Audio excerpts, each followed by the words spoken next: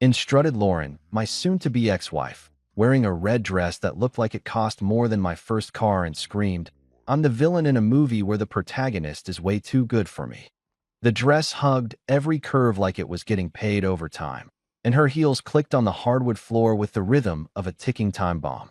Her hair was done up in one of those fancy updos that probably required a YouTube tutorial and the patience of a saint, and her makeup was flawless in that "I woke up like this, but actually spent 90 minutes on it" kind of way. Behind her, trailing like a lost puppy who'd somehow wandered into the wrong house, was Bradley. Ah yes, Bradley. The boyfriend. The side piece. The guy who once borrowed my Callaway golf clubs for a work tournament and returned them 3 months later with mysterious grass stains, a broken 9-iron, and an attitude that suggested I should be grateful he returned them at all. He was wearing a designer sweater that probably cost more than most people's rent, his hair gelled back in that douchey Wall Street way, and he had this grin plastered on his face that made him look like a discount Bond villain who'd been rejected from the audition for being too obviously evil. "Time to pay up," Bradley said, his voice dripping with the kind of smugness usually reserved for people who've never actually earned anything in their lives but think they're God's gift to humanity because they drive a leased BMW and own 3 pairs of expensive loafers. I took another sip of my cocoa, mainly because I needed something to do with my hands that didn't involve throwing said cocoa directly into Bradley's smug face. The marshmallows had melted into little white clouds, and honestly, they were having a better morning than me. Lauren stepped forward, her heels clicking with each deliberate step, and pulled out a shiny red gift bag from behind her back. You know, one of those fancy bags with tissue paper sticking out the top that makes you think you're getting something nice, like a watch or a bottle of expensive bourbon, but instead delivers soul-crushing disappointment. She handed it to me with this little smile that would have been charming if I didn't know it was attached to a woman who'd been sleeping with her work husband for the better part of a year.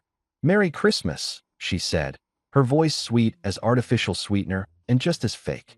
I set down my cocoa, reached into the bag, pushed aside the tissue paper that probably cost $5 on its own, and pulled out a manila folder.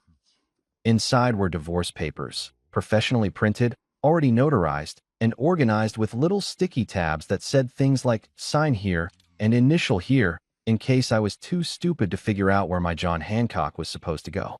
Classy. Really classy, Lauren. Behind me, I heard my sister Jenny's voice from the kitchen, where she'd apparently been watching this whole circus unfold. "Oh, you've got to be kidding me," she muttered, loud enough for everyone to hear. She'd come over early to help with Christmas breakfast, and now she was getting dinner and a show. On Christmas? Really? That's your move? Lauren didn't even glance her way. She was too busy staring at me with those ice blue eyes, waiting for the breakdown, the begging, the dramatic scene where I fell to my knees and pleaded for another chance. Bradley stood behind her like some kind of designer-clothed bodyguard, his arms crossed, probably imagining himself as the hero of this story instead of the home-wrecking cliché he actually was. Here's the thing about being married to someone for 7 years. You learn their playbook. You memorize their moves. You know when they're bluffing, when they're serious, and when they've been planning something for months and think they're being clever about it. Lauren thought she had me cornered. She thought this was checkmate. She thought she'd orchestrated the perfect exit, timing it for maximum emotional damage, bringing her lawyer and her boyfriend as backup, probably expecting me to either explode in rage or crumble in despair. Instead, I uncapped my pen, the Mont Blanc she'd given me for our 5th anniversary, back when she still pretended to care, and signed those papers faster than she could say irreconcilable differences. I flipped through each page, initialed every sticky tab, signed the final page with a flourish that would have made John Hancock himself proud, and slid the folder back across the coffee table. The silence that followed could have cooked popcorn. You could have heard a snowflake land outside. Even the fire seemed to stop crackling for a second, like it was holding its breath waiting to see what would happen next. Lauren's confident smile faltered. Just a little. Just enough for me to notice. Bradley's grin slipped too, confusion replacing smugness like a software update he hadn't authorized. Behind them stood Mr. Trent, Lauren's lawyer, a weaselly little man in an expensive suit who probably charged $500 an hour to make people's lives miserable. He was already reaching for his briefcase, probably ready to file these papers before I could change my mind. That's when I stood up, walked over to the Christmas tree, the one I'd put up by myself because Lauren was too busy with work, and pulled out a small silver box with a red ribbon that I'd hidden behind a ridiculous porcelain angel ornament her mother had given us years ago. "Got you something too," I said, handing the box to Mr. Trent, whose confusion was almost adorable in its completeness. He opened it with the cautious movements of a man defusing a bomb, pulled out a single sheet of paper, and read it. I watched his face go through more color changes than a mood ring at a teenager's sleepover. Confusion, recognition, understanding, and finally, the pale white of someone who's just realized they're standing in the middle of a minefield wearing clown shoes. He turned to Lauren, his hands actually shaking, and whispered in a voice that somehow carried through the entire room. "You need to start begging. Now." Bradley blinked like someone had just unplugged his brain and forgotten to plug it back in. What's going on?" "Me?" I just smiled, picked up my cocoa, and took another sip. It was still warm. The marshmallows were perfect. Outside, snow was starting to fall, covering the neighborhood in a blanket of white that made everything look clean and new and full of possibility. Christmas was about to get very, very interesting. You know what's funny about people who think they're smart? They assume everyone else is stupid.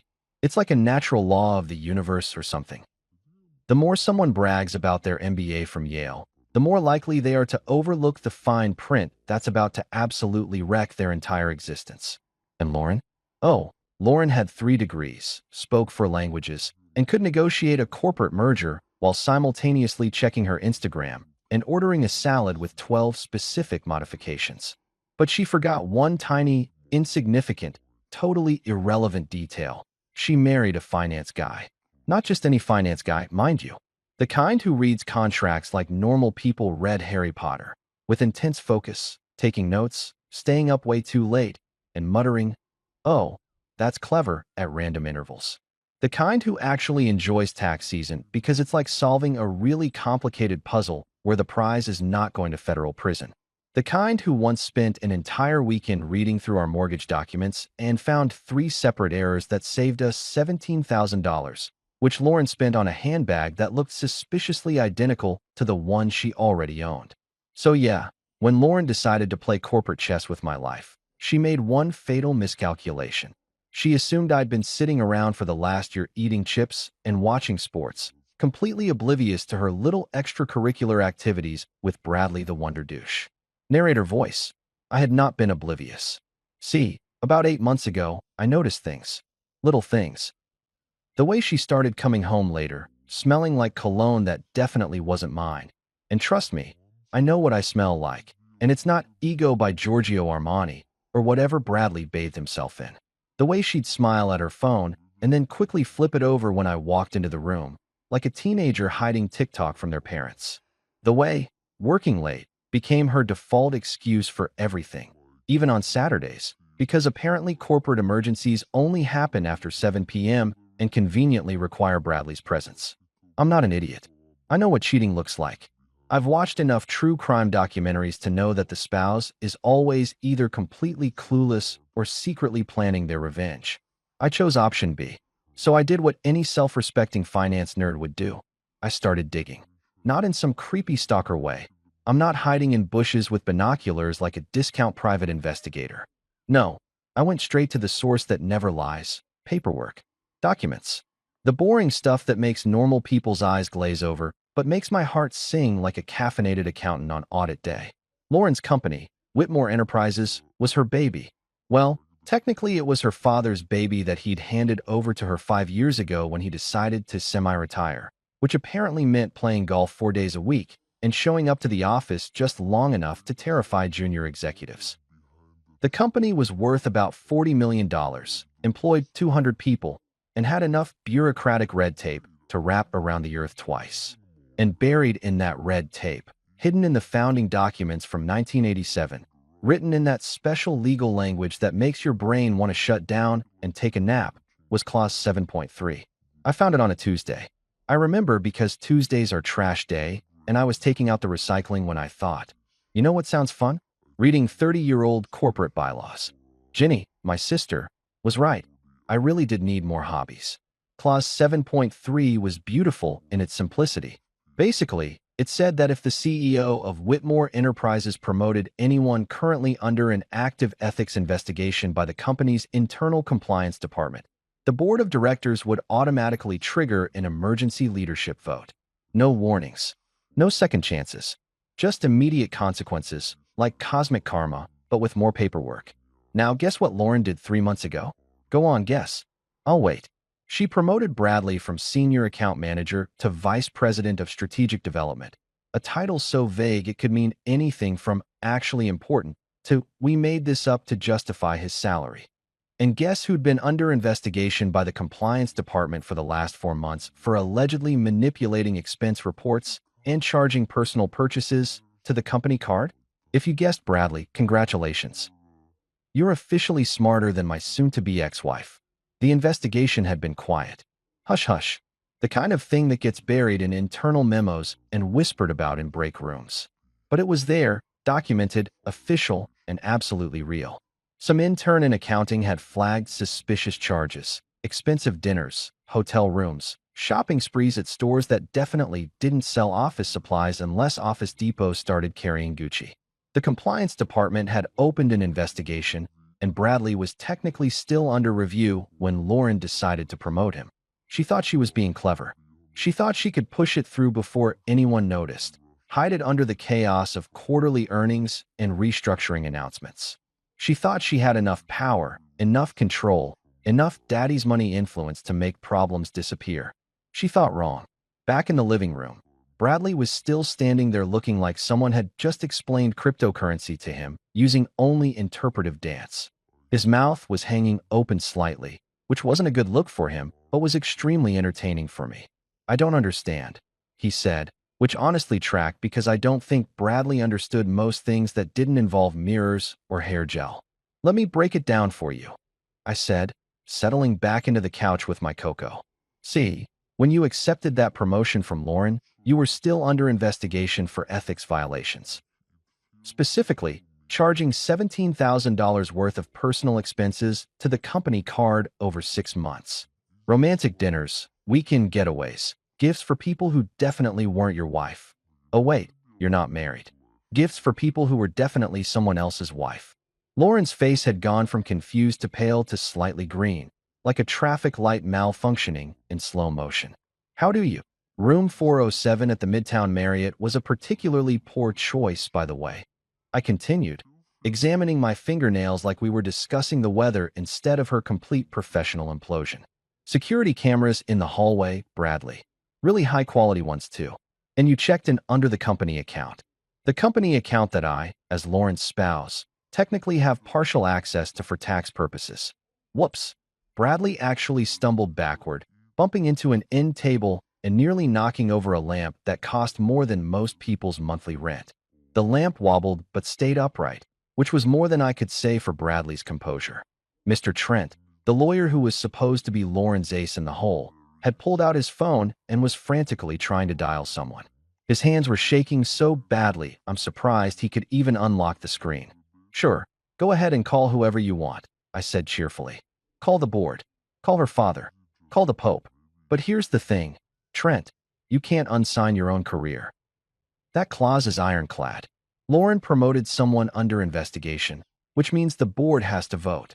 And when they vote, they're going to find out about the affair, the expense fraud, and the fact that their CEO has been compromising company integrity for some really mediocre office romance.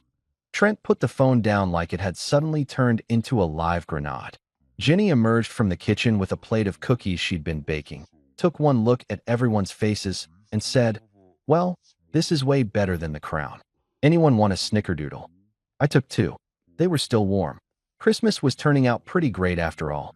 Let me take you back 3 months, to a time when I still had a shred of hope that my marriage might survive, and I hadn't yet perfected my recipe for the world's most passive-aggressive Christmas revenge.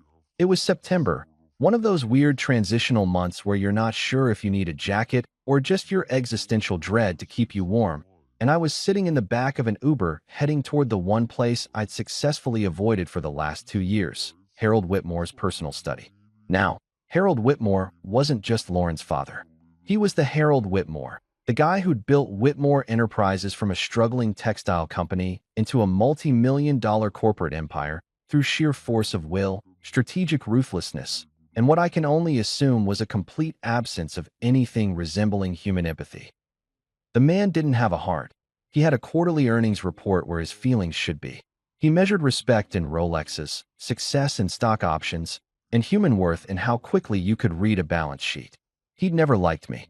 From the moment Lauren brought me home 7 years ago, fresh out of grad school with my finance degree and my optimistic belief that love could conquer all, Harold had looked at me like I was a participation trophy that had somehow wandered into his trophy case full of actual achievements. I wasn't Ivy League enough, wasn't connected enough, wasn't ruthless enough. I actually cared about things like ethics and treating people with basic human decency, which in Harold's world was roughly equivalent to showing up to a business meeting wearing a clown costume. But here's the thing about Harold. He respected order. He respected evidence. He respected anyone who did their homework and came prepared with facts instead of feelings. And boy, did I have facts. The Uber dropped me off in front of his estate in the fancy part of town, where even the trees looked expensive and judgmental. His house was one of those modern architectural nightmares that probably won awards, but looked like someone had stacked a bunch of glass boxes on top of each other and called it art. I'm pretty sure the driveway cost more than my entire college education.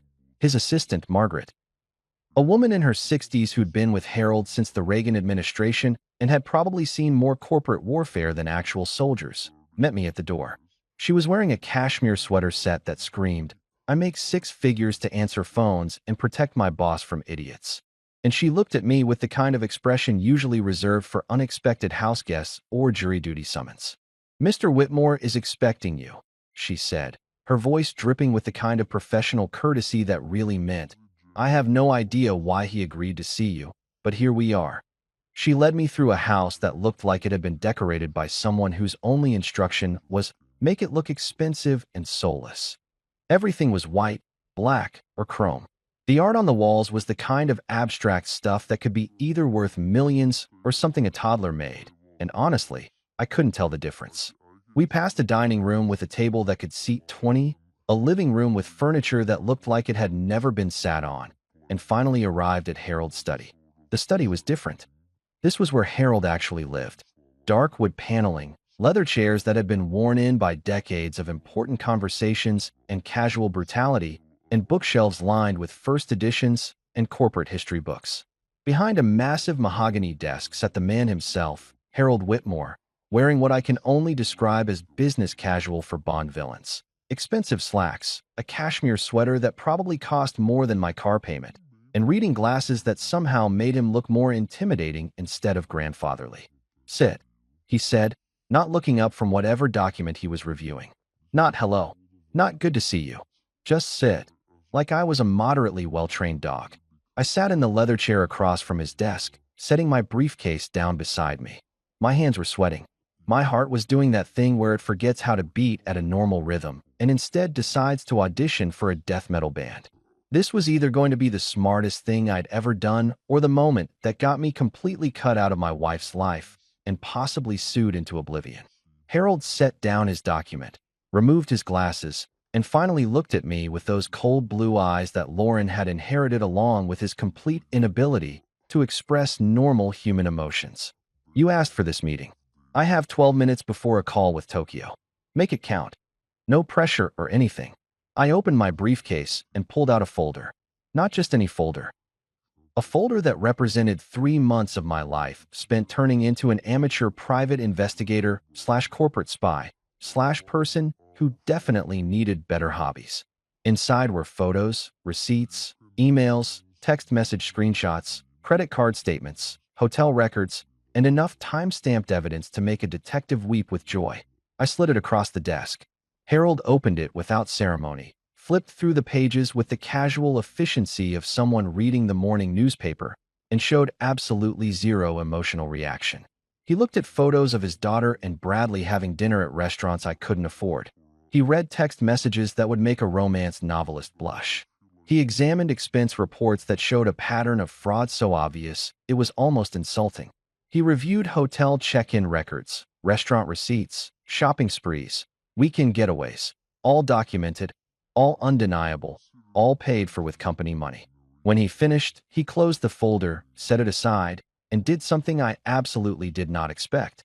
He poured 2 glasses of whiskey from a crystal decanter that probably cost more than my annual salary. He slid one across the desk to me. "She's gotten sloppy," he said, his voice completely neutral, like we were discussing quarterly projections instead of his daughter's affair and corporate fraud. I took the whiskey because when a man like Harold Whitmore offers you a drink, you take it. The whiskey was smooth, expensive, and burned in exactly the right way. Probably 50-year-old Scotch or something equally ridiculous. "I didn't come here to destroy her," I said, which was partially true. Mostly I came here because I was out of options and Harold was the only person who had more power than Lauren in this situation. "No," Harold agreed, taking a sip of his own whiskey. "You came here because you're smart enough to know that I care more about the company than I care about family drama. You came here because you want me to fix this before it becomes a public embarrassment." He wasn't wrong. Harold stood up, walked over to an antique safe hidden behind a panel in the bookshelf. Because of course he had a hidden safe. This wasn't his first corporate intrigue rodeo, and pulled out a sealed envelope. It was fancy, the kind with a wax seal that had the Whitmore Company crest pressed into it, all official and ominous looking. He handed it to me. "This is Clause 7.3, he said, "buried in the founding documents. If she disgraces this family, if she compromises the integrity of this company, you deliver this to the board. She won't see it coming." I stared at the envelope like it was radioactive. "I'm not your hitman." Harold actually smiled. It wasn't a warm smile. It was the smile of a shark that had just spotted something wounded in the water. "No," he said. "You're worse, you're thorough." He wasn't wrong about that either. That envelope went straight into my fireproof safe when I got home, tucked right next to our wedding album and my last ounce of patience. And there it stayed, waiting for exactly the right moment. Turns out, that moment was Christmas morning. While I was sitting by my fireplace sipping scotch and watching Lauren's lawyer have what I can only describe as a full-body panic attack in real time, something absolutely magical was happening across town at Whitmore Enterprises headquarters. And I say magical in the same way a train wreck is magical. You can't look away, it's absolutely terrible, and someone definitely should have seen it coming. See, that little silver box I'd given to Mr. Trent? It didn't just contain information about Clause 7.3. It contained a pre-written formal complaint to the board of directors, complete with references to specific sections of the company bylaws, documentation of Bradley's ethics investigation, proof of Lauren's knowledge of said investigation, and a timeline of events that made it crystal clear this wasn't an accident or oversight. This was deliberate, calculated, and precisely the kind of thing that makes corporate boards lose their collective minds. And Mr. Trent, being the overpriced lawyer he was, had a legal obligation to deliver that complaint to the board immediately upon receipt. It was right there in the fine print of his retainer agreement with Whitmore Enterprises. Any formal complaint regarding potential CEO misconduct had to be reported within 1 business hour of discovery. Failure to do so would result in disbarment, massive fines, and probably a lengthy prison sentence for obstruction of justice or whatever lawyers go to jail for when they're bad at lawyering. So while Lauren was standing in my living room trying to figure out how her perfect divorce ambush had gone so spectacularly sideways, Mr. Trent was furiously typing on his phone, sending emergency notifications to every board member like he was trying to warn people about an incoming asteroid. The board of Whitmore Enterprises consisted of 12 people, and I'd done my homework on every single one of them. There was Margaret Shun, the CFO who'd been with the company for 20 years and had exactly zero patience for nonsense. Robert Davidson, the operations director who ran the company's day-to-day like a military general who'd had too much coffee. Patricia Holbrook, the head of compliance who probably woke up every morning hoping to catch someone violating policy so she could flex her bureaucratic muscles. And 9 other executives who all had one thing in common. They cared way more about the company's reputation and their own stock options than they cared about protecting Lauren's feelings. Within 30 minutes of Mr. Trent sending his emergency notifications, all 12 board members had been summoned to an emergency meeting. And because this was a potential CEO misconduct situation, the meeting had to be held immediately, on-site, with no exceptions. Company policy. Harold had written it himself back in the 90s after some scandal I was too young to remember, but had definitely read about in my deep dive through company history. Lauren, still standing in my living room looking like someone had just told her Santa wasn't real, and also he was pressing charges, received a text message. I watched her pull out her phone, read it, and go through approximately 17 different facial expressions in the span of 5 seconds.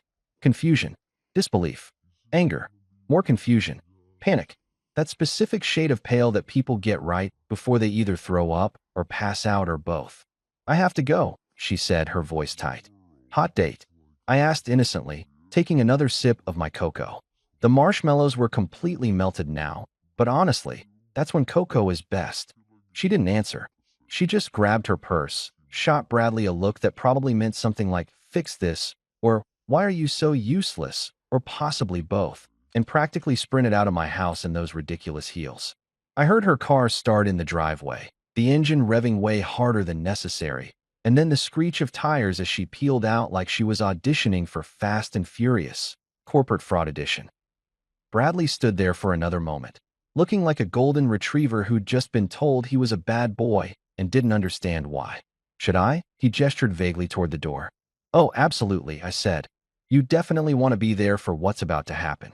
Front row seats to the apocalypse, buddy. Don't want to miss it." He left too, though with significantly less urgency and way more confusion. Jenny came back into the living room, eating another cookie, and said, "You're kind of terrifying. You know that?" "I prefer thorough," I replied. What I didn't tell Jenny, or Lauren, or Bradley, or anyone, was that I'd also taken the liberty of sending Harold a heads-up text about 3 minutes before Lauren arrived that morning. Nothing detailed, just, "Merry Christmas. Check your board notifications." Harold, being Harold, had probably smiled his shark smile, canceled whatever plans he had for Christmas morning, and headed straight to the office. Because if there was one thing Harold loved more than money, it was order. And if there was one thing he loved more than order, it was watching people face consequences for their actions. By the time Lauren burst through the doors of Whitmore Enterprises headquarters, and I'm assuming she burst because Lauren didn't do anything subtly, the board was already assembled in the main conference room on the executive floor. This wasn't just any conference room. This was the conference room, the one with the massive table made from some endangered tree that was probably illegal to own, the chairs that cost $5,000 each, and the floor-to-ceiling windows that overlooked the city like a supervillain's lair. Harold sat at the head of the table, because of course he did, even in semi-retirement. Even though Lauren was technically CEO, Harold's presence commanded the room like gravity commands planets. He was wearing one of his expensive suits, the kind that cost more than most people's monthly salary, and he had that expression on his face that I'd learned to recognize over the years, the one that meant someone was about to get absolutely destroyed, and he was going to enjoy every second of it. Lauren, according to what I heard later from my source on the inside, Margaret the assistant, who I'd been very nice to over the years and who appreciated someone who actually said, "Please," and "Thank you," came into that conference room looking like she'd just run a marathon in heels. Her hair, previously perfect, was windblown. Her makeup had that slightly smudged quality that comes from stress sweating in a luxury car. Her red dress, still gorgeous, now seemed less powerful villain and more person who's just realized they're actually the victim in this story. Patricia Holbrook, the head of compliance and a woman who I'm pretty sure had ice water running through her veins instead of blood, stood up and began reading from a document. Her voice was clear, professional, and absolutely merciless. The complaint had been received. The clause had been triggered. Bradley's ethics investigation was detailed in excruciating specificity. Every fraudulent expense, every suspicious charge, every hotel room and dinner and shopping spree. Then came the part about his promotion, dated exactly 3 weeks after the investigation had officially begun, signed by Lauren herself, approved without consulting the board or compliance. Lauren tried to interrupt. "This is ridiculous. I can explain." Harold didn't even look at her. He just raised one hand slightly, and the room went silent. That's power.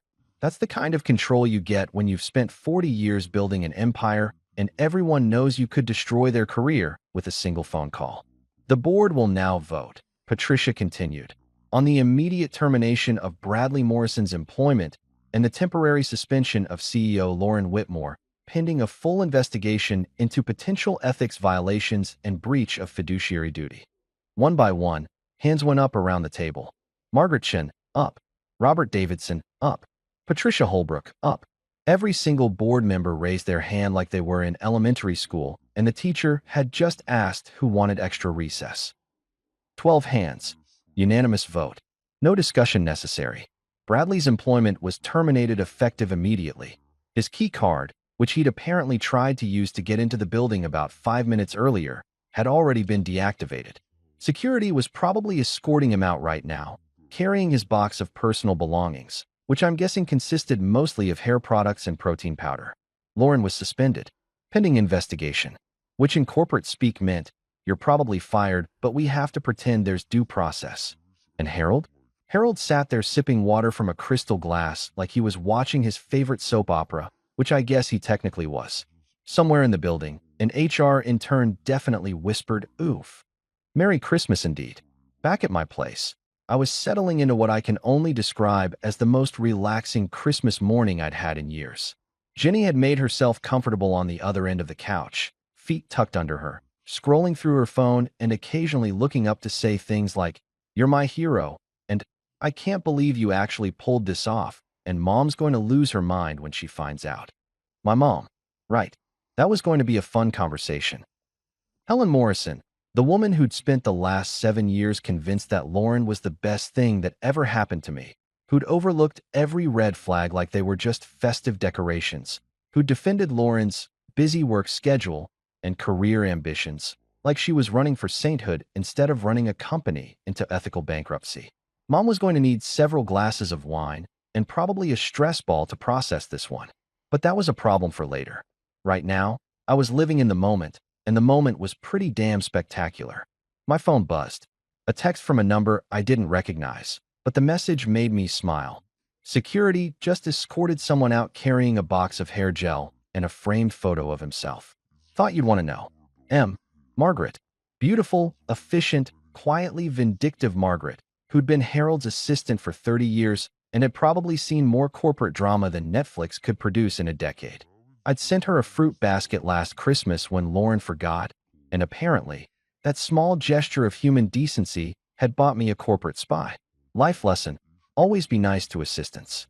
They know everything, see everything, and will absolutely choose sides when things go nuclear. I texted back, "You're invited to my New Year's party." Her response was immediate. "Will there be champagne?" "The expensive kind. I'll bring evidence of expense fraud as a party favor." I genuinely laughed out loud. Margaret was savage, and I respected that immensely. Jenny looked over. "What's so funny? Bradley just got escorted out of the building by security, carrying a box of his personal belongings like he's in a movie about corporate failure." Jenny snorted. "What did he even keep at the office?" "His collection of mirror selfies. According to my source, hair gel and a framed photo of himself." Of course he had a framed photo of himself. Of course. That man is a walking LinkedIn profile that gained sentience and decided to ruin marriages for fun. She wasn't wrong. Bradley was the kind of guy who probably had business cards made with his gym statistics on them. The kind who used words like synergy and paradigm shift in casual conversation. The kind who thought wearing expensive clothes made him interesting instead of just expensive. He was basically if a motivational poster came to life, got a gym membership, and developed a personality disorder. My phone buzzed again. This time it was a longer message from Margaret. Board meeting concluded. Unanimous vote. Morrison terminated. L suspended pending investigation. Harold hasn't smiled this much since the merger in '08. She tried to argue. He literally turned his chair around and looked out the window. Patricia Holbrook gave her the full compliance lecture. I think she's crying in her car now. Part of me. A very small, rapidly shrinking part that still remembered our wedding day and honeymoon in Italy and the way she used to laugh at my terrible jokes. Felt bad. Like, maybe I went too far bad. Like, this is someone's daughter and I just orchestrated her professional destruction bad. But then I remembered the divorce papers wrapped in a gift bag. I remembered Bradley's smug grin. I remembered a year of lies, late nights, mysterious expenses, and the complete disrespect of thinking I was too stupid or too complacent to notice. I remembered her parading her affair partner into our home on Christmas morning like she was presenting a prize instead of a homewrecker. Yeah, the guilt evaporated pretty quickly. Jenny was watching me with that expression siblings get when they know exactly what you're thinking. Don't, she said. Don't what? Don't feel bad. She literally tried to divorce bomb you on Christmas with her boyfriend standing there like some kind of smug backup dancer. She made her choices. You just made sure those choices had consequences. When did you become so wise? I've been wise. You just usually don't listen because you're too busy trying to be the good guy. She threw a cookie at me. It bounced off my chest and landed on the couch. Stop being the good guy. Be the guy who protects himself. Be the guy who doesn't let people treat him like a doormat with a 401k. I ate the cookie. It was still delicious. My phone rang. Actual phone call, not a text. The caller ID said Dad. Oh boy. My father, Richard Morrison, the most drama-verse human being on planet Earth, a man who once left a restaurant because the couple next to us was arguing too loudly, was calling me on Christmas morning. This could only mean one thing. Word had spread. I answered, "Hey, Dad. Your mother just got a call from Helen Whitmore." His voice was carefully neutral, the tone he used when he was trying very hard not to have an opinion about something that clearly required opinions. She's concerned. I bet she is. She says Lauren is very upset. Something about the board and Bradley, and you giving her lawyers some kind of document that caused problems. Problems is one way to describe corporate fraud and ethics violations, yeah. There was a long pause. Then, did you actually do what I think you did? Depends. What do you think I did? Outsmarted everyone, documented everything, and waited until exactly the right moment to blow up your wife's entire professional life as revenge for her cheating on you with her coworker. Then yes. Yes, I did. Another pause. Then, quietly, good. I nearly dropped the phone. My father, the man who once apologized to a telemarketer for wasting their time, the man who felt guilty returning items to stores even with receipts, the man who'd never said a harsh word about anyone in his entire life, just said, good, about me orchestrating someone's career destruction. Really? I asked. Son, I've watched you bend over backwards for that woman for 7 years. I've watched you compromise, accommodate, and excuse behavior that would have made me pack my bags after 6 months. I've watched her treat you like you were an accessory instead of a partner. And I've kept my mouth shut because you seemed happy, or at least content. And who was I to interfere? He took a breath. But what she did today, coming into your home with that man, on Christmas, handing you divorce papers like a party favor? That's cruel. That's intentionally cruel. So yeah, good. I'm proud of you. My throat felt tight. My eyes might have been slightly watery. Damn cookies were making me emotional. Definitely the cookies. Thanks, Dad. Your mother wants to know if you're coming to dinner. Is she going to yell at me? Probably. But I'll make sure there's extra pie. I'll be there. We hung up.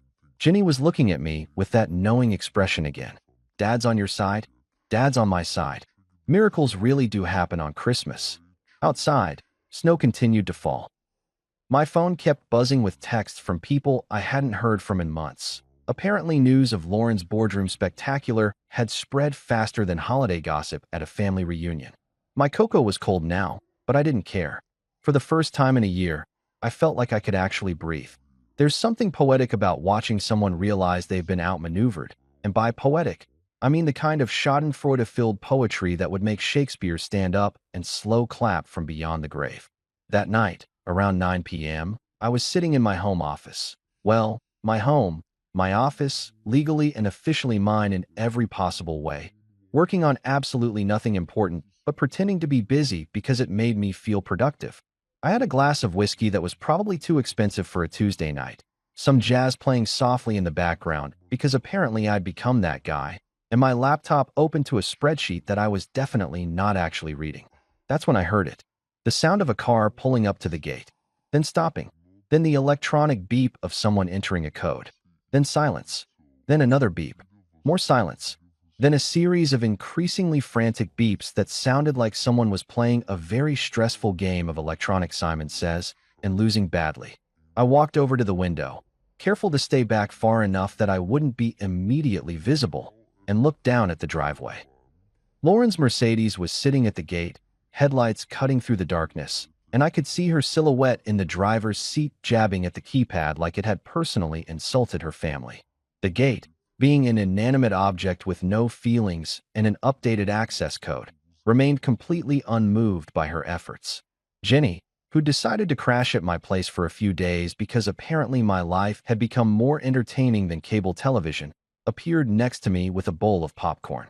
Actual popcorn. She'd made popcorn specifically for this moment. Is that? She started. Yep. And the code. Changed it this morning. Right after I changed the locks. You're my hero. You know that, right?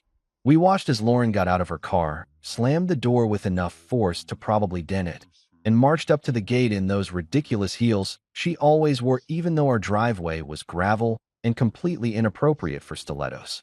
She grabbed the bars of the gate and shook them like she was in a Victorian prison drama, which honestly wasn't that far off from reality at this point. Then she started honking. Not short, polite honks. Long, aggressive, I'm having a complete meltdown honks that probably woke up every neighbor within a 3-block radius. Mrs. Henderson next door was definitely going to have opinions about this at the next HOA meeting, and I was absolutely going to let her express every single one of them. Open this gate. Lauren screamed into the darkness, her voice carrying across the yard with the kind of projection that suggested she'd missed her calling as a theater major. I live here. This is my house. Technically incorrect on both counts, but I appreciated the confidence. She pulled out her phone and started making calls. I'm assuming to the police, based on the way she kept gesturing dramatically and pointing at the gate like it was a defendant in a courtroom. Good luck with that one, Lauren.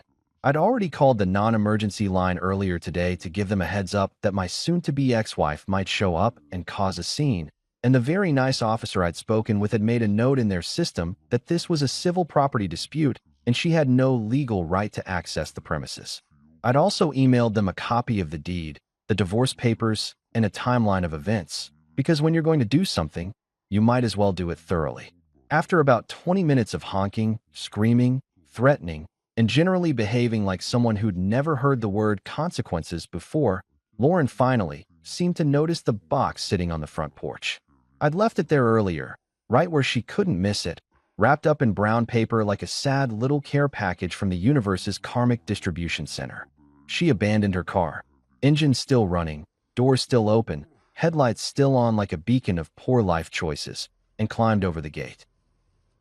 Climbed over it, in a designer dress and heels, which was honestly impressive from a pure athletic standpoint, even if it completely destroyed any remaining dignity she might have had left. Jenny whispered, "Should we be recording this? Security cameras are already on it. I upgraded the system last month. 4K resolution, night vision, the works. You're terrifying. I prefer prepared." Lauren landed on the other side of the gate with all the grace of a baby giraffe learning to walk, stumbled, caught herself, and then marched up to the porch. She grabbed the box, ripped it open, and started pulling out the contents like she was defusing a bomb, but had forgotten all her training. 2 dresses. Not her favorites, not her designer pieces, just 2 random dresses from the back of the closet that she probably forgot she owned. A toothbrush. A single toothbrush, still in its package, the cheap kind you buy at gas stations when you forget to pack for a trip. And a picture frame from years ago. The 3 of us at some company event where we'd all pretended to be a happy family. Me, Lauren, and Harold, smiling for the camera like we weren't all secretly miserable. The glass on the frame was cracked, right down the middle, splitting the image in half. I dropped it earlier, completely by accident, and then looked at the crack and thought, yeah, that's about right. So I left it. Lauren stared at that frame for a long moment, and even from the window, I could see her shoulders start to shake. Whether it was rage or sadness or just the cold December wind, I couldn't tell and honestly didn't particularly care. That's when she noticed the envelope taped to the door. She ripped it off, opened it with shaking hands, and pulled out the papers inside. Our prenup, the one she'd insisted on. The one her fancy lawyers had drafted specifically to protect her assets, her company shares, her family money. The one she'd made me sign while bragging about how smart she was for thinking ahead and protecting what's mine. I'd gone through it last week with a yellow highlighter and annotated every single clause. Every protection she'd added. Every stipulation she'd insisted on. Every little legal landmine she'd buried in there thinking she was being clever. Clause 3.2. In the event of infidelity, the offending party forfeits all claims to shared assets. Her handwriting in the margin from years ago. Just being thorough. Smiling face with smiling eyes. Clause 7.1. All property purchased with funds from one party remains sole property of that party. Her note. This protects both of us. Clause 12.5. In the event of divorce, each party retains only what they brought into the marriage plus documented individual earnings. Her addendum. Fair is fair. She protected herself right into having absolutely nothing. I watched her read through the pages, watched her face go from confused to horrified to that special shade of pale that people get when they realize they've played themselves. She used to say, "I just want what's fair," every time we'd argue about money or assets or whose name should go on which account. Good news, Lauren. That's exactly what you got. She looked up at the house, and for a second I thought she might see me standing at the window. But I'd already stepped back into the shadows, glass of whiskey in hand, feeling more at peace than I had in years. Outside, the wind picked up, scattering the papers from the box across the lawn. Inside, I raised my glass to the window. "Merry Christmas, Lauren. Next time, read the fine print."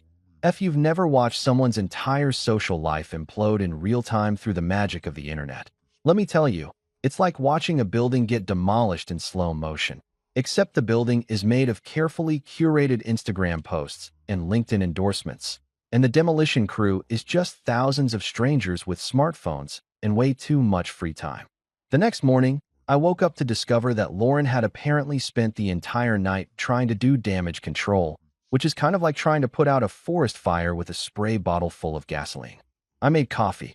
Good coffee. The expensive beans I'd hidden from Lauren because she always complained they were too pretentious, while simultaneously drinking $7 lattes that tasted like liquefied candy. I settled into the couch with my laptop, prepared to do absolutely nothing productive, and opened Twitter, or X, or whatever Elon was calling it this week. And holy hell, the internet had been busy. Apparently, while I'd been sleeping the peaceful sleep of the righteously vindicated, Lauren had been calling everyone. And I mean everyone. Old friends from college who she hadn't spoken to in years. Coworkers who'd probably been avoiding her calls even before the scandal. Distant relatives who only showed up to family events for the free food. Her sister Emma, who'd blocked her number 6 months ago after some argument about a borrowed necklace that never got returned. Lauren was burning through her contact list like it was a limited-time clearance sale, and she needed to hit every store before they closed. The problem? Nobody was picking up. It was like watching someone try to make a phone call during the apocalypse and slowly realizing that maybe, just maybe, all the towers were down and they were completely alone. Loyalty, as it turns out, has office hours. And those office hours definitely don't include 3 a.m. panic calls from someone whose entire life just exploded due to their own poor choices. Around 10 a.m., according to the timestamps I was now obsessively checking because my life had apparently become a full-time spectator sport, her best friend Monica finally responded. Not with a phone call, because that would require actual human interaction and potential emotional labor, but with a text message that got immediately screenshotted and shared approximately 8,000 times across various platforms. The text, which I saw on Twitter before it probably even finished sending on Monica's phone, said, "Girl, your Slack messages are everywhere." Short, simple, devastating. The kind of message that contains entire universes of "oh no" compressed into 6 words. Jenny came downstairs in her pajamas, took one look at my face, and said, "What happened? Did someone die?" "Better," I said. "Someone's reputation died." I turned the laptop toward her. She read for approximately 15 seconds before her mouth fell open in a way that would have been comical if it wasn't attached to pure, unfiltered shock. "Oh my God.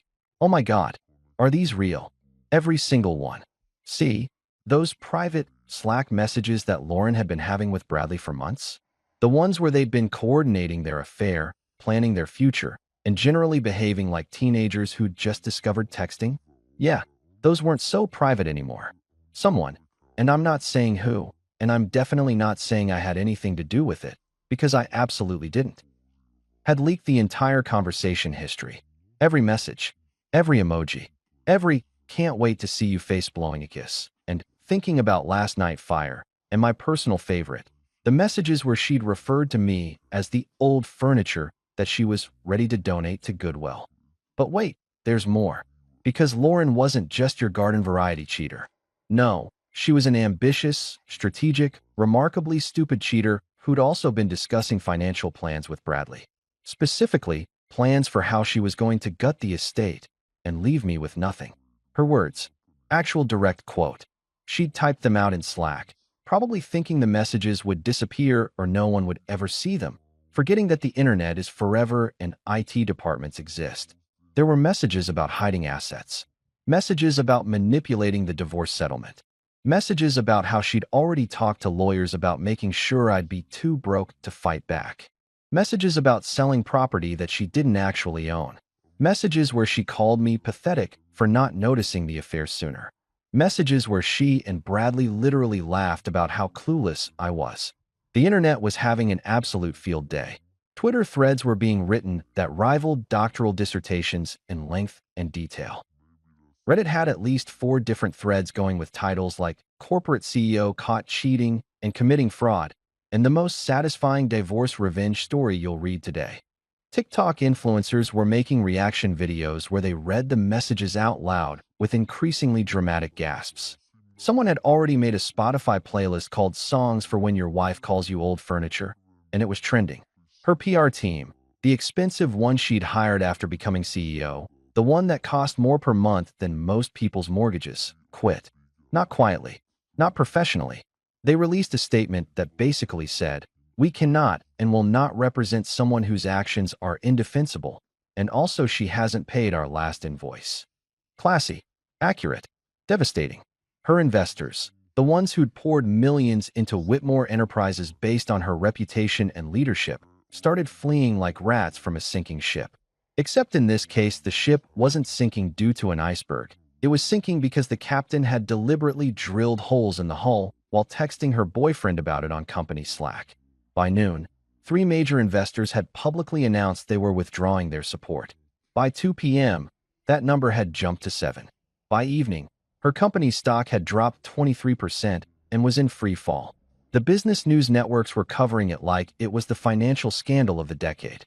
CNBC had a segment titled, "When CEOs Go Bad." A cautionary tale. Bloomberg wrote an editorial about corporate governance and ethical leadership. Forbes published an article analyzing how quickly a reputation can be destroyed in the digital age, using Lauren as their primary case study.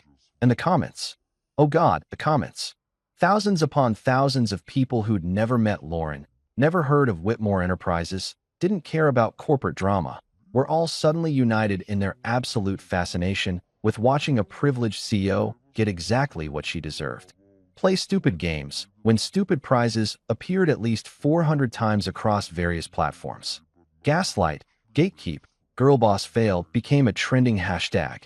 Someone made a meme using that photo of the woman yelling at the cat, except they'd photoshopped Lauren's face on the woman and mine on the cat, with captions about prenups and fine print.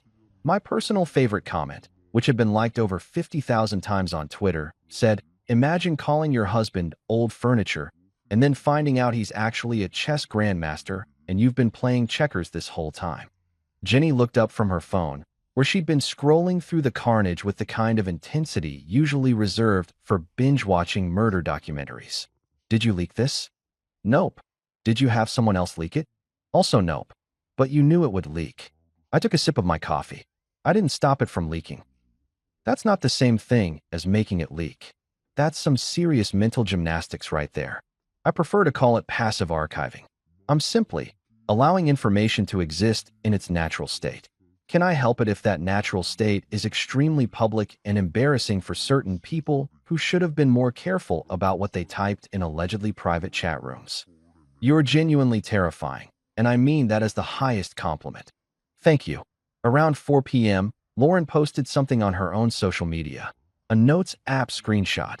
The universal white flag of people whose lives are falling apart online. It said something about misunderstandings and taken out of context and my truth, and a bunch of other phrases that mean absolutely nothing but sound vaguely sympathetic. The internet's response.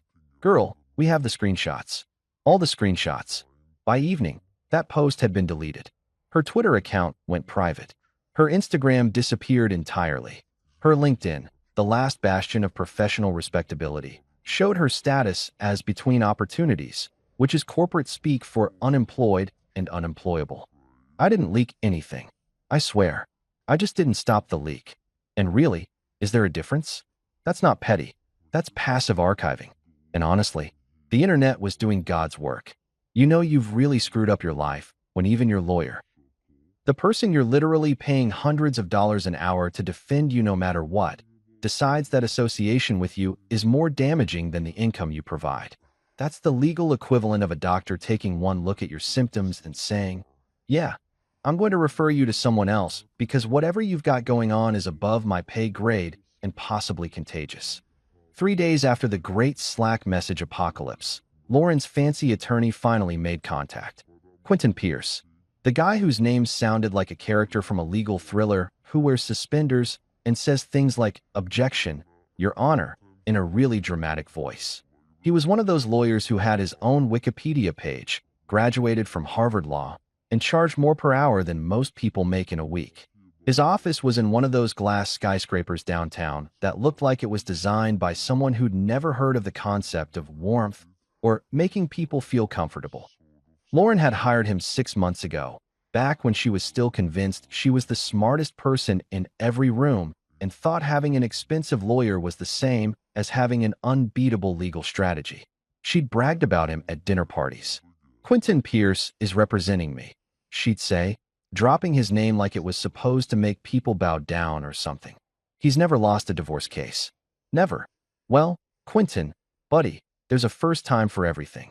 I wasn't there for the phone call, obviously, but Jenny had a friend who worked at Quentin's firm, because apparently the universe had decided that my sister was now my personal intelligence network, and the details that filtered back to me were absolutely delicious. Better than the Italian food we'd ordered for lunch. Better than the bourbon I was sipping. Better than literally anything I'd watched on Netflix in the past year.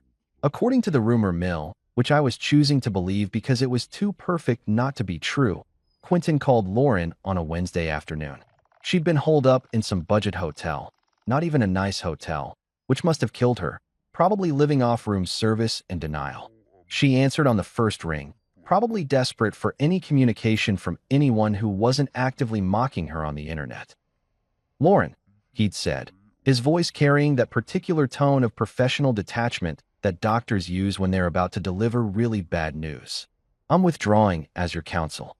Lauren, according to my sister's friend's friend who was absolutely eavesdropping, and God bless them for it, laughed. Actually laughed. Like she thought it was a joke. Like Quentin Pierce, Harvard Law graduate and professional hardass, was suddenly developing a sense of humor in the middle of the biggest case of her life. "On what grounds?" she'd asked, still chuckling, probably thinking she had some kind of leverage, or that her family name still meant something, or that money could fix this particular problem. Quentin's response was immediate, cold, and absolutely perfect. Existence. Just that. One word. Existence. The legal equivalent of "I can't" even compressed into a single devastating syllable. The laughter stopped. Jenny's source said you could hear the exact moment Lauren realized he wasn't joking. The silence on the line apparently lasted long enough to be uncomfortable, like when you accidentally make eye contact with a stranger for too long and both of you are trying to figure out how to escape the situation. "You can't just quit," Lauren had said, her voice rising in that particular way it did when she was about to lose her temper. I'd heard that tone approximately 8,000 times during our marriage, usually right before she'd blame me for something that was definitely not my fault. "I'm paying you. You work for me." "Correction," Quentin had replied, and I'm imagining him sitting in his expensive office chair, looking out at the city skyline, completely unbothered by her escalating panic. "You were paying me. Past tense. And I worked for you under the assumption that your case had merit and that representing you wouldn't damage my professional reputation beyond repair." "What are you talking about?" "I'm talking about the files, Lauren. I read them. All of them. The Slack messages where you detailed plans to commit fraud. The expense reports showing misappropriation of company funds. The emails discussing asset concealment. The text messages proving premeditated infidelity and conspiracy to deprive your spouse of marital assets." Should I continue? More silence. The kind of silence that probably echoed, "I can explain." "You can't," Quentin interrupted. "And here's the thing that you don't seem to understand. Despite having 3 college degrees and allegedly being a business genius, you didn't lose to him. You lost to yourself." That line right there, that was the chef's kiss of this entire conversation. The moment where a man who'd spent his entire career defending morally questionable people in divorce proceedings looked at Lauren's case and said, "Nope, this one's too far even for me." Jenny's source said that Quentin had then mentioned me, or more specifically, mentioned my lawyer. "Your husband hired Elias Finch," he'd said, and apparently there was something in his voice that suggested this was very bad news. Now, I hadn't actually told anyone except Jenny about Elias Finch yet, mainly because I'd only officially hired him 2 days ago, and partly because I was enjoying keeping that particular card close to my chest. But Elias Finch had a reputation in legal circles the same way that great white sharks have a reputation in the ocean. People knew his name. People feared his name. People told stories about his cases the way sailors tell stories about sea monsters. His nickname in the legal world, and I absolutely loved this, was the guillotine. Not because he was French, not because he was particularly violent, but because when Elias Finch took a case, heads rolled. Metaphorically speaking, he specialized in high-stakes divorces where one party had significantly wronged the other, and his win rate was something like 94%. The other 6% had settled out of court for terms so favorable to his clients that they might as well have been wins too. He was expensive. Not Quentin Pierce expensive, but you need to really want revenge to afford this expensive.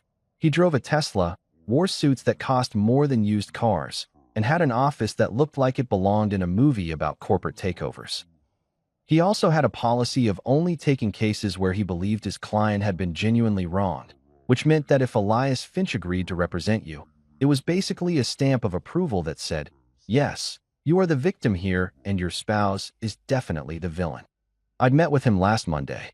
Walked into his office with 3 bankers' boxes full of documentation. The prenup, the Slack messages, financial records, emails, text messages, photos, receipts, and about 40 other pieces of evidence that painted a very clear picture of exactly what kind of person Lauren was and exactly what she'd been doing for the past year. Elias had spent 2 hours reviewing everything. Didn't say much. Just read, made notes, occasionally raised his eyebrows or made small sounds of interest. When he finished, he looked up at me with these sharp gray eyes and said, "This is the most well-documented case of marital fraud I've seen in 15 years. When do we start?" That was it. No moral hemming and hawing. No, "Are you sure you want to go this route?" No attempts to encourage reconciliation or meditation or any of that therapeutic nonsense that some lawyers try to push. Just pure, professional acknowledgement that Lauren had screwed up spectacularly and I had the receipts to prove it. Back to the phone call. Quentin had apparently told Lauren, "Elias Finch doesn't lose. More importantly, he doesn't take cases unless he's absolutely certain his client is in the right. The fact that he's representing your husband tells me everything I need to know about the merits of your position. So what am I supposed to do?" Lauren had asked, and Jenny's source said she sounded like she was crying. Actually crying. The woman who never cried at movies, who called emotional displays unprofessional, who'd once told me that crying was manipulative weakness. That woman was apparently sobbing on the phone with her soon-to-be former lawyer. "I genuinely don't know," Quentin had said. "Find another attorney. Hope they don't read the news. Pray that your husband is more merciful than the evidence suggests you deserve. But Lauren, you need to understand something." "What?" "The prenup you insisted on, the one you were so proud of, it protects him now. The clause about infidelity forfeiting claims to assets, that's enforceable. The documentation about individual property ownership, that's ironclad. You structured this agreement to protect yourself, and instead you built the cage you're now locked in. You did this to yourself. And then, and this is my favorite part, the detail that made me actually laugh out loud when I heard it. Quentin Pierce hung up mid-sentence while Lauren was trying to respond. Just ended the call. Pressed the button. Decided that whatever she was about to say wasn't worth the oxygen it would take to listen to it. When your lawyer hangs up on you faster than your boyfriend ran when things got complicated, that's when you know the credits are rolling on your life story, and you're definitely not the hero. I raised my glass of bourbon to the ceiling. "To Quentin Pierce," I said, "a man who knows when to abandon ship. Jenny clinked her glass against mine. And to the guillotine. To the guillotine, I agreed. This was going to be fun. There's a special kind of humiliation that comes from having a government employee, someone making 40 grand a year, who probably brings leftover meatloaf for lunch, deliver news that completely destroys your entire understanding of reality. It's the bureaucratic equivalent of getting knocked out by a middle schooler in front of your friends. Embarrassing doesn't even begin to cover it. I heard about Lauren's courthouse adventure through my new favorite source of information, Margaret, Harold's assistant, who apparently had connections everywhere including the county clerk's office because she'd worked there 20 years ago and still had lunch with half the staff. The woman was basically a one-person intelligence agency, and I was seriously considering putting her on retainer. Lauren had shown up at the courthouse on Thursday morning, probably after spending 3 days researching emergency legal procedures on Google and convincing herself she'd found some loophole that would save her. She was wearing what Margaret's friend described as business casual, but make it desperate. A blazer that probably cost $1,000 paired with jeans, like she couldn't decide if she was going to a job interview or a breakdown, so she split the difference. She'd marched up to the property records desk with the kind of confidence that only comes from being wealthy your entire life and genuinely believing that rules are suggestions for poor people. The clerk working that day was a guy named Dennis, mid-50s, been working for the county for 30 years, had probably seen every kind of property dispute imaginable, and was thoroughly unimpressed by all of them. "I need to file an emergency claim," Lauren had announced, sliding some papers across the counter like she was making a drug deal in a movie. Dennis, according to Margaret's source, had looked at the papers with the enthusiasm of someone being asked to explain their job for the 1,000th time. "What kind of claim?" "On my house. My husband changed the locks and I need immediate access to my property." Dennis had nodded slowly, typed something into his computer with the hunt and peck method that all government employees seem to use, and pulled up the property records. He'd stared at the screen for a moment, squinted, clicked a few things, squinted again, and then done that thing that people do when they're about to deliver bad news and aren't quite sure how to phrase it. "Ma'am," he'd said, with the kind of patience usually reserved for explaining things to very small children or very confused tourists, "your name isn't on the deed." Lauren had frozen. Complete statue mode. The kind of stillness that comes right before either violence or tears, with no in-between options. "What do you mean my name isn't on the deed? We live there. That's my house." Dennis had turned his monitor around, something he probably wasn't technically supposed to do, but was definitely doing anyway, because this was getting interesting and his shift didn't end for another 4 hours. "See here? The property is solely owned by..." He'd squinted at the screen. "Your husband. Has been for the last 3 years." "That's impossible. I would have known. I would have had to sign something." "You did sign something, ma'am." Dennis had clicked through a few more screens, pulled up a document, and pointed at a signature with a pen that was attached to the desk by one of those sad little chains. "That's your signature on a disclaimer deed from 3 years ago. October 15th, 2022. Notarized and everything." Lauren had leaned in, stared at the screen, and I imagine her brain had started doing that Windows error sound on repeat. Because yes, that was definitely her signature. I remembered that day clearly. We'd been refinancing the house to get a better interest rate, and the mortgage broker had suggested putting it solely in my name because my credit score was higher and it would save us about $200 a month. Lauren had been busy, distracted, already mentally checked out of our marriage though I hadn't known it yet, and she'd signed the disclaimer deed without really reading it because she trusted me to handle the boring stuff. She used to mock me for that, actually, for being the one who handled all the paperwork, who read every document, who saved every receipt, and filed everything in color-coded folders that she called obsessive and unnecessary. She'd roll her eyes when I'd ask her to review things before signing. "Just handle it," she'd say. "That's what you're good at." Guess who was laughing now? Hint, he wears flannel, drinks mid-tier whiskey, and apparently had been playing 4D chess while everyone else was playing checkers. "But I live there," Lauren had repeated, her voice getting higher, more desperate. "I've lived there for 7 years." Dennis had given her the look. "You know the one. I'm sorry your life is falling apart, but I literally cannot help you because that's not how property law works. Look, ma'am, residency and ownership are 2 different things. You may have lived there, but you don't own it. And if the owner has asked you to leave..." He'd trailed off, letting the implication hang in the air like bad cologne. The death stare Lauren had given that poor clerk, according to my sources, could have melted steel. Dennis didn't deserve it. He was just a guy doing his job, reading the records, following the law. But Lauren looked at him like he'd personally orchestrated her downfall, instead of just being the messenger delivering the news that she'd orchestrated it herself.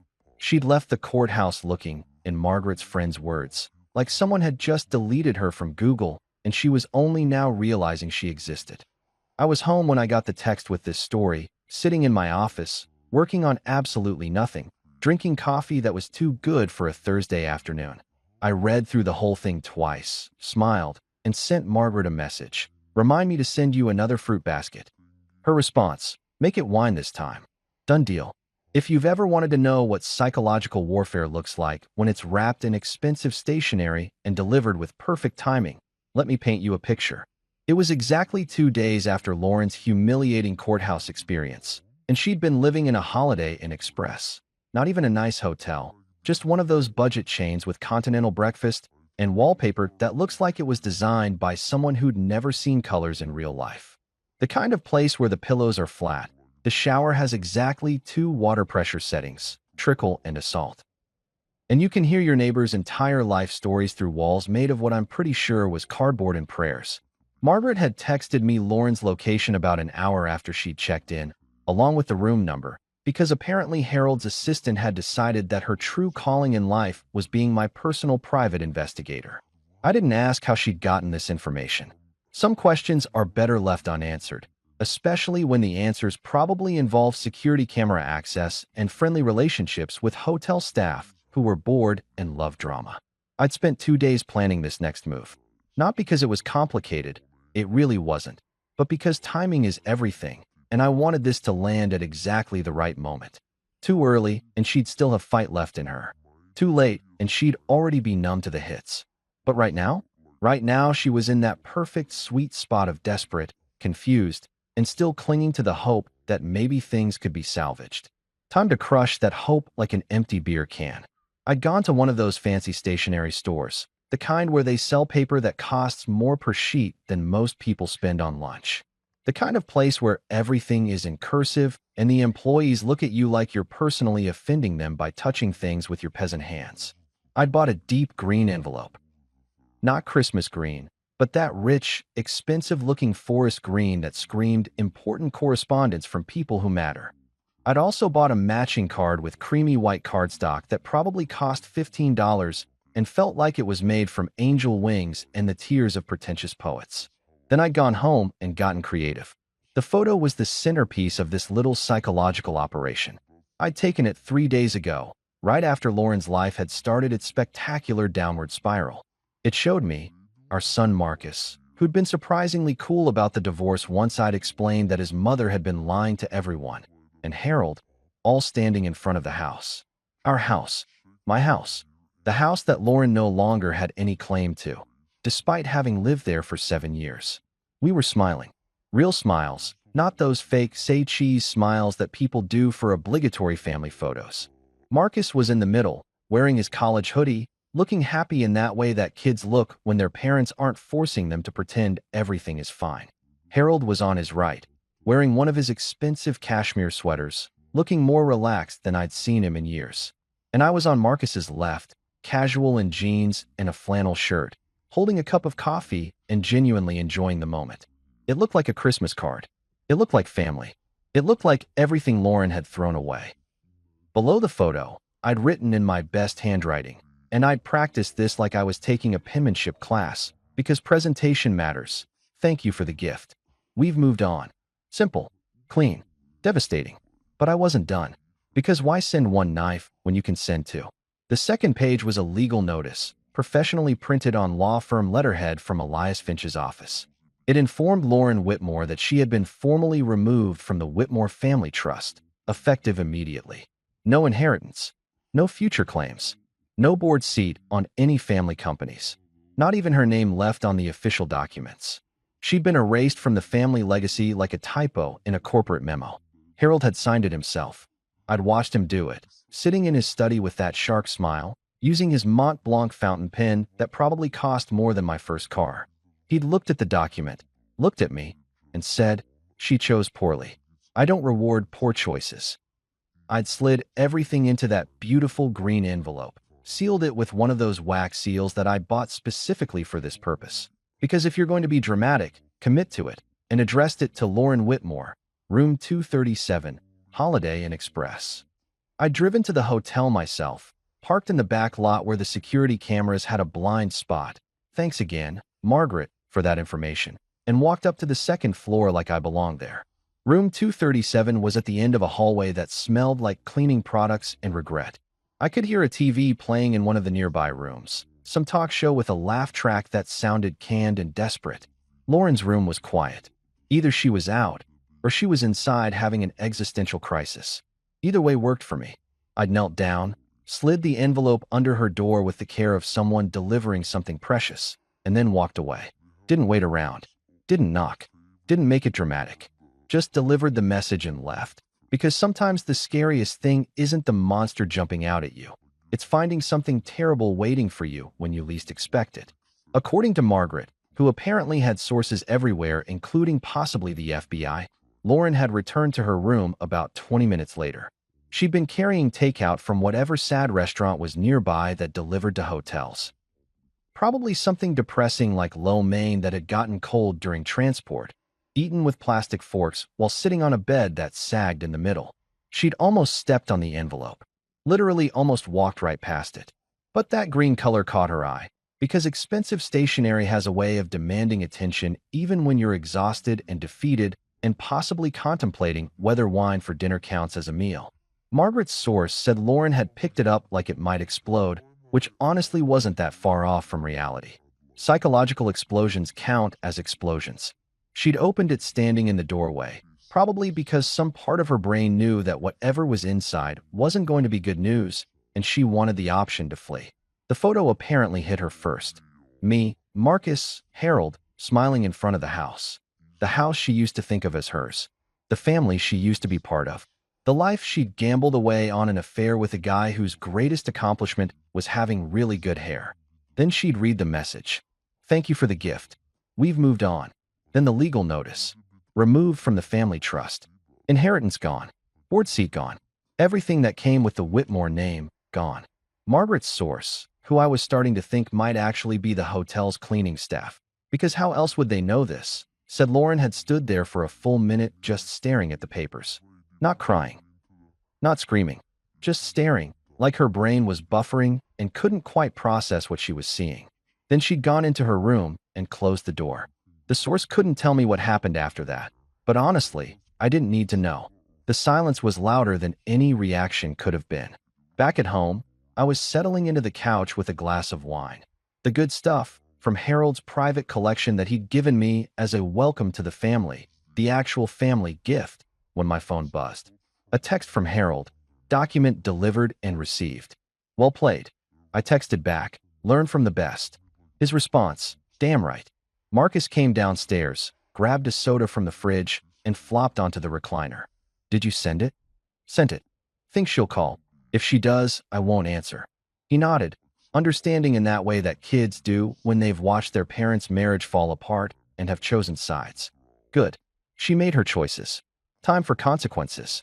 Smart kid. Gets it from his father. Outside, snow was falling again, covering everything in fresh white powder. The house was warm. The fire was crackling. Life was pretty damn good. Lauren used to call herself the future of the family. Now she wasn't even a footnote in their history. Turns out, actions have consequences. Who knew? New Year's Eve has always been one of those holidays that's either absolutely magical or completely depressing, with no middle ground.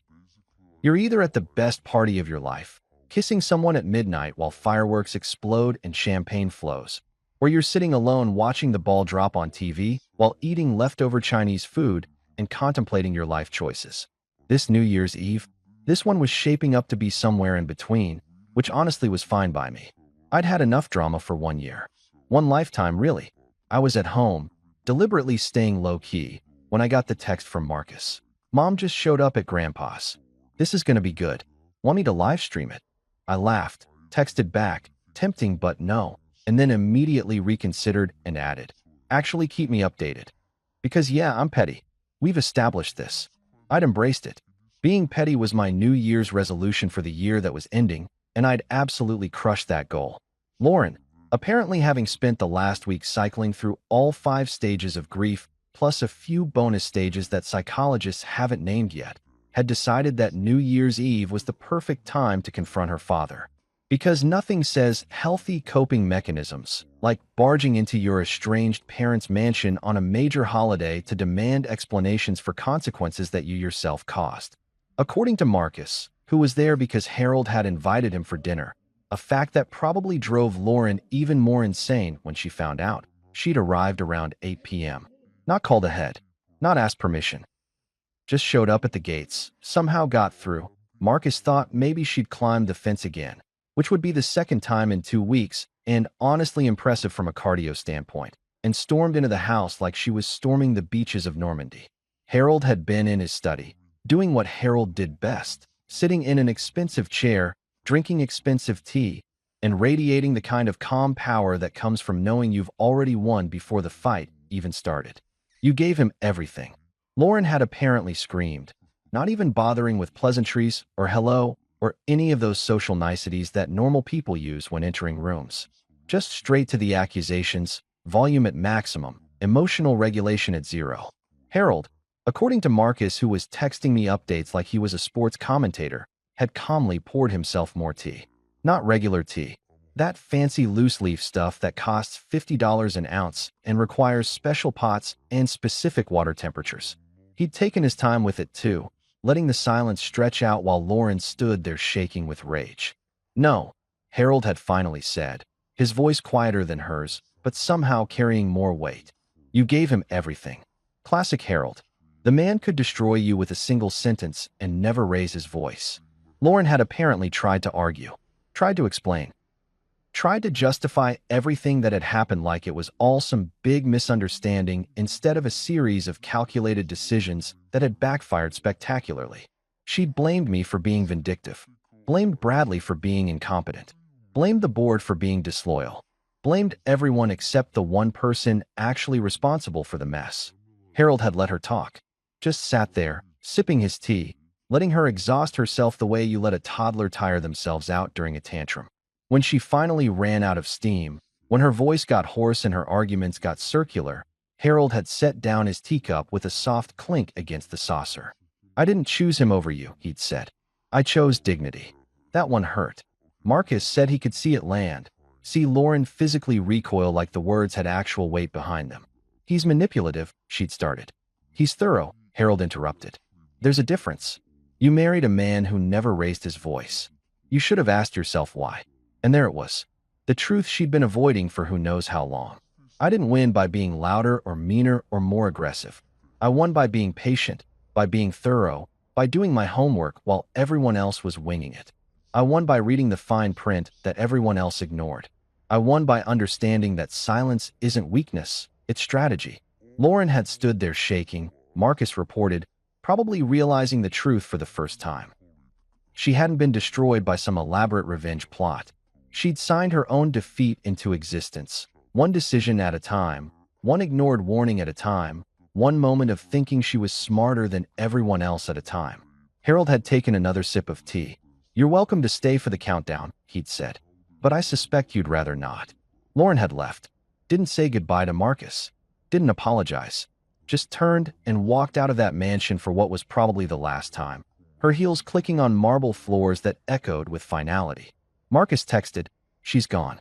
Grandpa says Happy New Year, and also he's investing in your business idea. I smiled. Harold and I had talked about a consulting firm I'd been considering.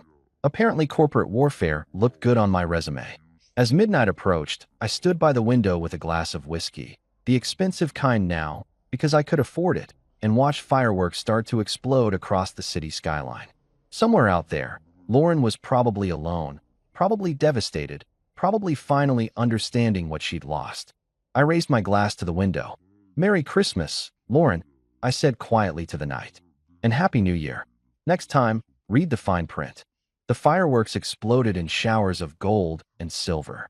My phone buzzed. Jenny, Happy New Year, you magnificent bastard. Marcus, Fireworks, new year, new life, old furniture is thriving. Harold, well played. See you Monday to discuss business. I smiled, took the final sip of whiskey, and watched the old year burn away in brilliant light. Turns out, sometimes the good guy does win. He just has to be willing to read the contract first.